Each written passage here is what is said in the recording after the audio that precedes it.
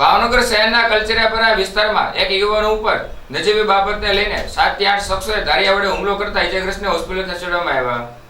ભાવનગર શહેરના કલચરિયાપરા વિસ્તારમાં રહેતા શૈલેષભાઈ ચૌહાણ જેઓ ઘરની બહાર નીકળીને ચાની દુકાને ચા પીતા હતા. તે દરમિયાન અમુક શખ્સો આવીને શૈલેષભાઈને કહે કે તું કેમ મારી સામે જોવે છે તેમ કહી નયન બારૈયા સહિત 7 થી 8 લોકોએ ઉશ્કેરે જઈને ધારિયા અને પરસી વડે હુમલો કરવામાં આવ્યો હતો.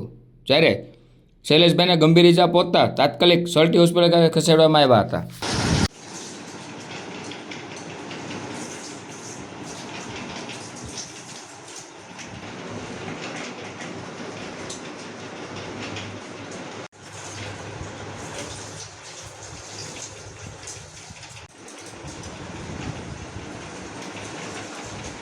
શૈલેષ ધીરુભાઈ ચૌહાણ, કચરિયાપરા.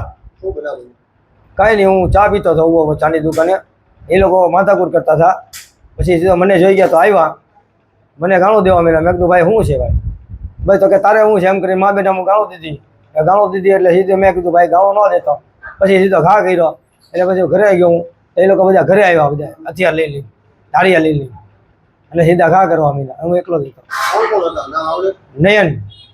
નયન હરેશભાઈ બારૈયા ને એની યાર એક બીજો ભાઈબંધ હતો, એનું નામ નથી આવડતું.